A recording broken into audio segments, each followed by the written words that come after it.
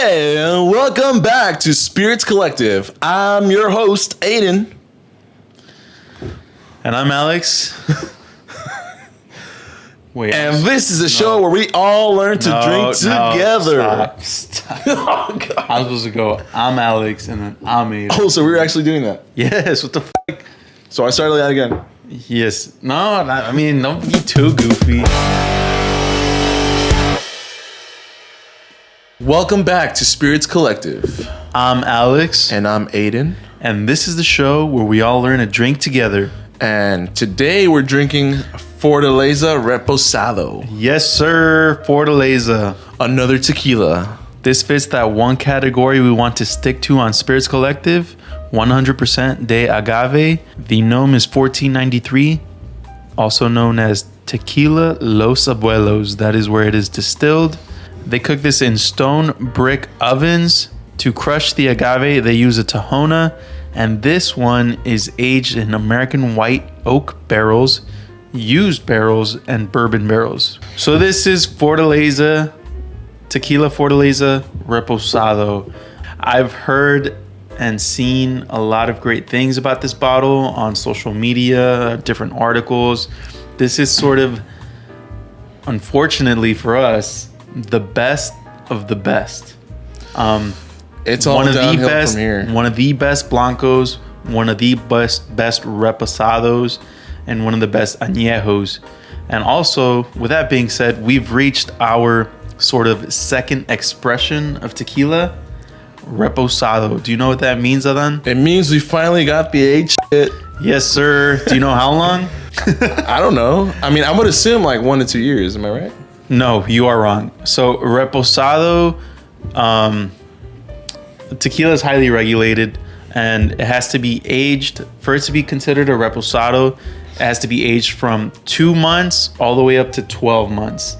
So they get that much leeway. They can age it for how many months they want within between that range, and they get to call it a reposado. I don't think they would age it more than 11 months, because when you age it a whole year, you know what you get to call it?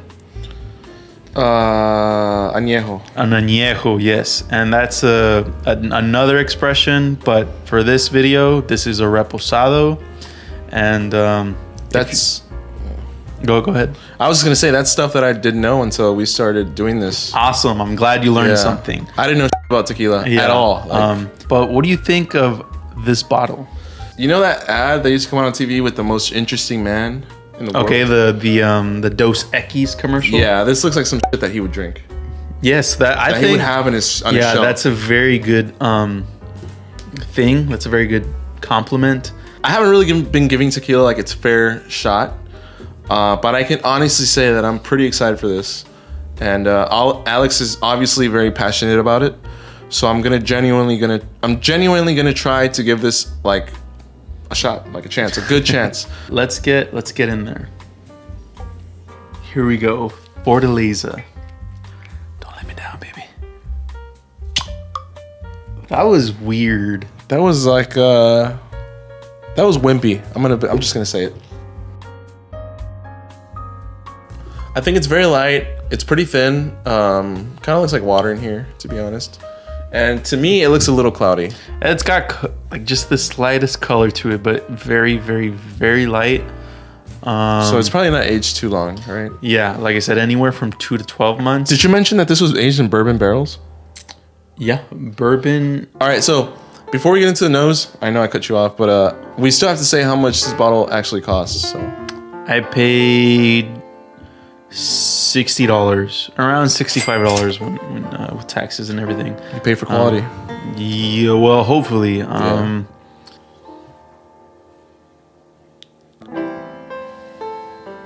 You get less of that agave, but it's still in there. You know what I mean?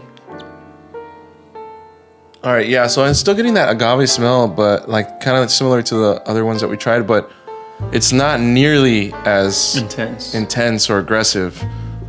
I can actually smell like a little bit of like maybe like pineapples behind it.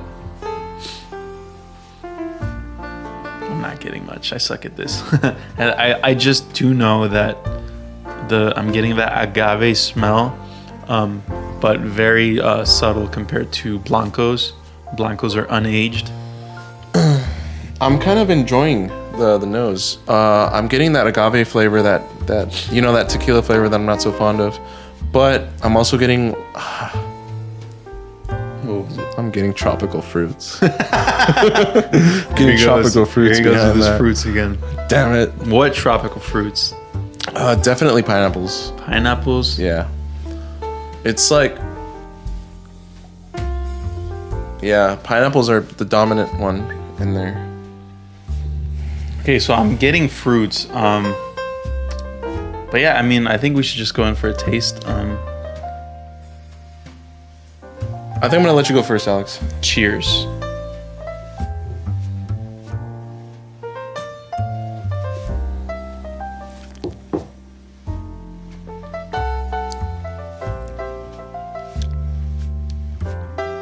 I think you're gonna dig this one.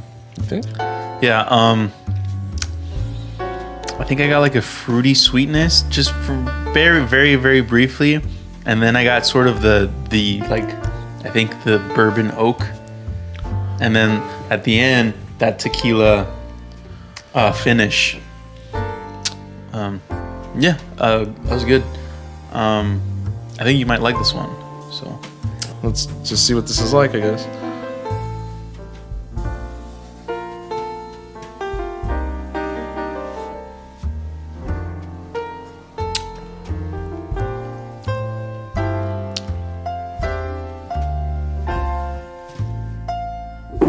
Not bad.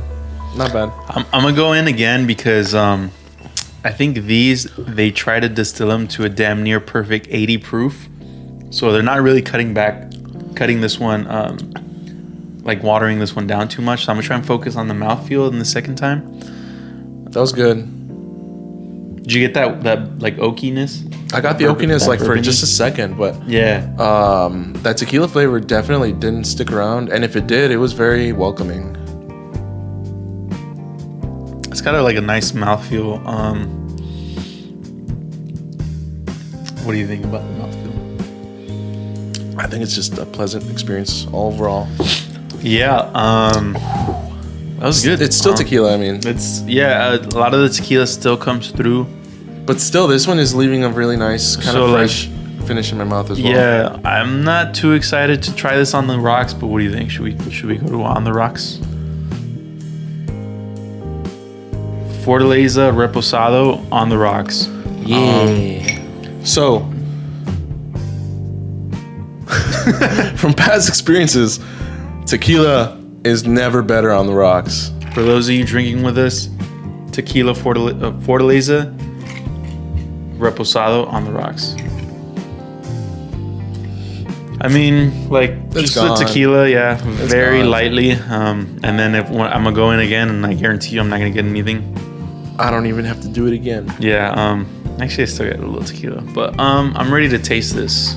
I a lot of people say, but they say this with almost every spirit. You gotta drink it neat. You gotta drink it neat. I think tequila, it might be like Better neat. very, like, very true. yeah, almost on every occasion, but we're about to see with this one. So.